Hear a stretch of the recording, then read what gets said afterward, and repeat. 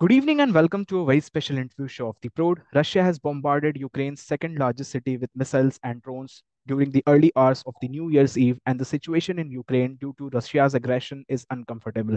It has been several months now, but there doesn't seem to be a ray of hope for a ceasefire, and more Ukrainians continue to suffer.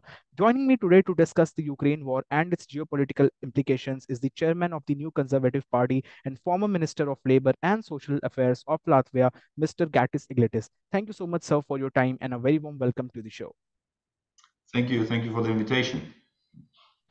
Sir, I would like to begin the discussion by asking that, first of all, how do you perceive Russia's latest brutal aerial attack on Ukraine and what are its geopolitical implications in the current scenario?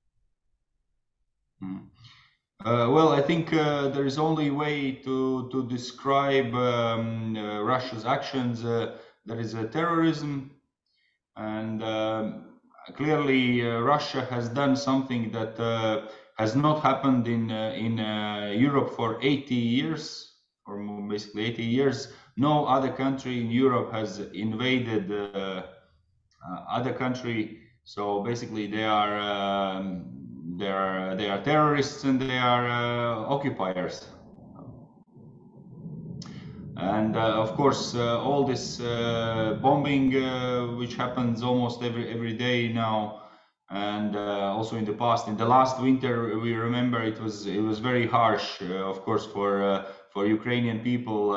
With Here in Riga, the weather is so cold. I can only imagine how tough conditions are in Ukraine when heating appliances and infrastructure, the energy infrastructure is bombed and destroyed, and there's no electricity, no heating. I mean, it's a horrible situation. So, what are your thoughts on the role of actors like the United States and European Union in the whole conflict, and how has this conflict affected Europe and the Western world as a whole? Mhm.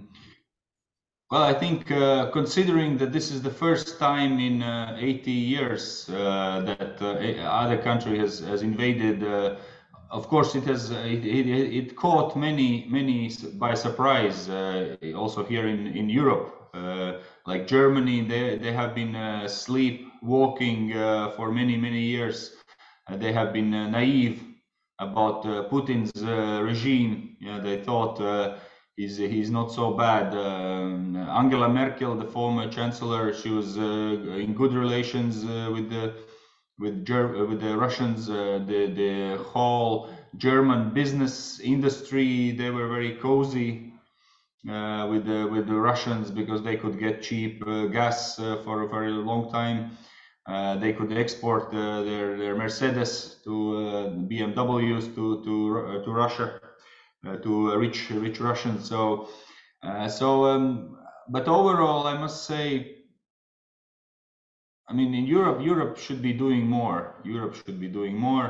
US is a global policeman, as we know, is trying to help as much as they can here, but it's primarily it's a European situation, and Europeans should be much more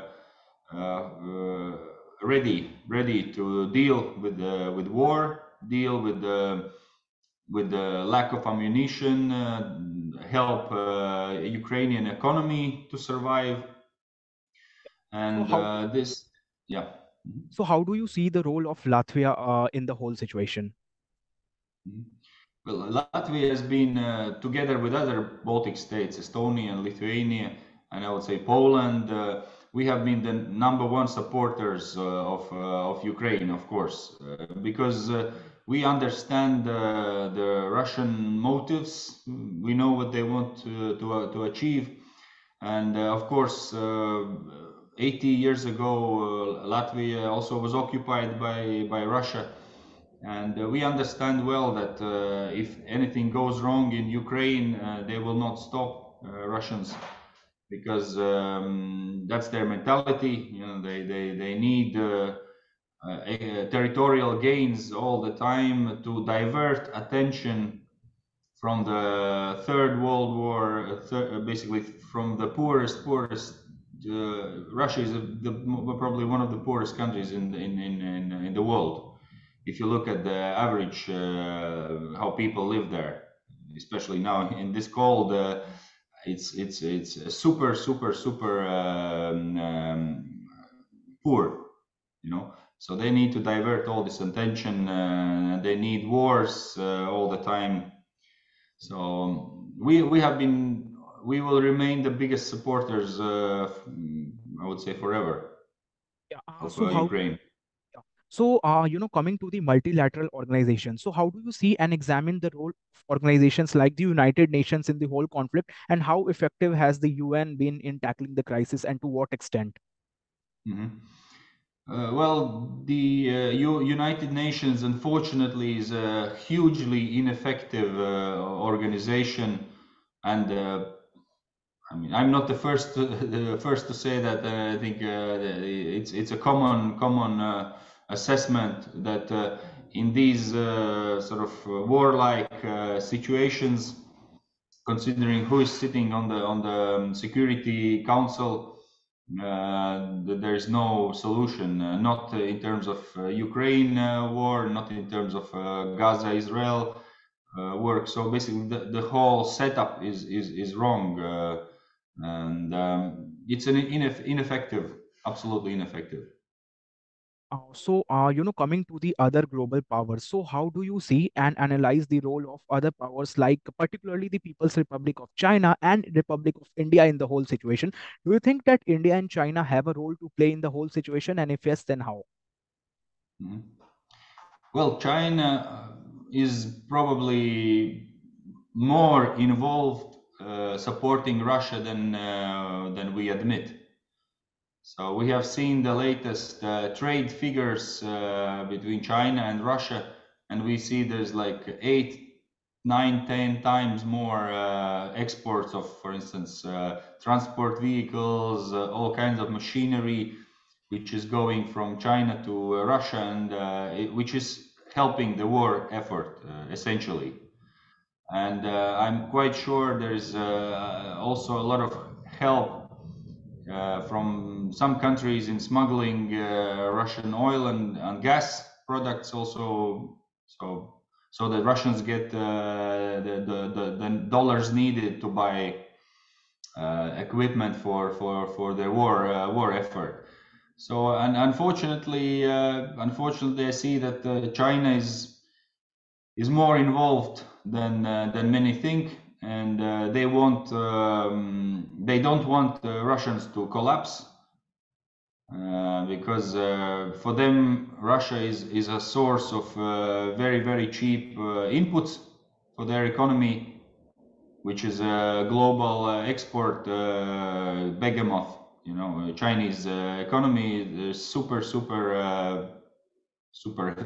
effective, let's say, super efficient. But to be efficient, you need very cheap inputs. So they are getting everything super discounted, cheap from Russia. And of course, then we in Europe, we buy the products made in China. So it's this global interdependencies which are not working in favor of Ukraine at the moment. And how do you analyze the role of Republic of India in the whole situation? Republic of India, I would say similar. They're also looking for ways to profit in industry, businesses. Um, but I would say China is playing a much bigger role, and also China, of course, we know their motives as regards Taiwan. If Kiev would have lost in the first weeks or months, I was completely sure that Taiwan would have been attacked immediately. Talked about business and economic situation. So, how do you perceive the effectiveness of economic sanctions as a diplomatic in influencing Russia's action, and what broader economic implications could these sanctions have on a global stage? Mhm. Uh, Overall, I think there are a million ways to bypass sanctions, and there are no effective punishments in place to punish those that. I mean, we all know about parallel imports. Yes, suddenly countries like Kazakhstan are big exporters of goods to Russia. Countries like Georgia, countries like China, as I mentioned. So there is no clear, effective. There is no fear of punishment. Let's say. The only maybe now what I see is now financial institutions. The Americans recently announced that they will go after banks which help, facilitate trade. So that may be effective because everyone is afraid of Americans in terms of being taken off the dollar infrastructure, U.S. dollar infrastructure. But all the rest, I would say, is they're not afraid. So, So, yeah, continue. in conclusion, basically, on this question, I don't think they are very effective. And the Russians, what I hear, they are getting most of the goods that they were used to through other channels. Yeah. So, after the Ukraine crisis happened, there is a, I mean, there is a huge chunk of immigrants that are also that are displaced from their homes, by the way. So the humanitarian crisis in Ukraine is escalating with reports of widespread displacement and suffering among the civilian population. So, in your opinion, what should the international community, including non-governmental organizations and neighboring countries, do to address this humanitarian crisis, especially if we see the migration from Ukraine that is happening? Mhm. Well, this is not a new situation. Of course, when the Russians invaded Ukraine 2 years ago, there was a lot of Ukrainians who fled. So they fled to Europe, also to Latvia, many, and we welcomed them from day one. Basically, we opened our labor market. We helped them with housing, with social assistance, and we are ready to do it again if needed. No doubt about it. But I think this is what Russians are trying to do again with their bombings.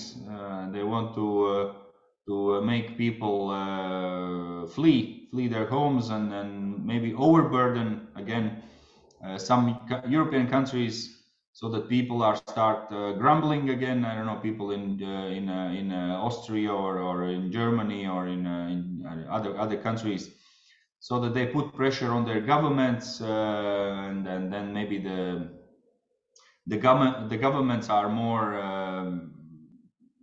insisting that the Ukrainians sit at the peace table.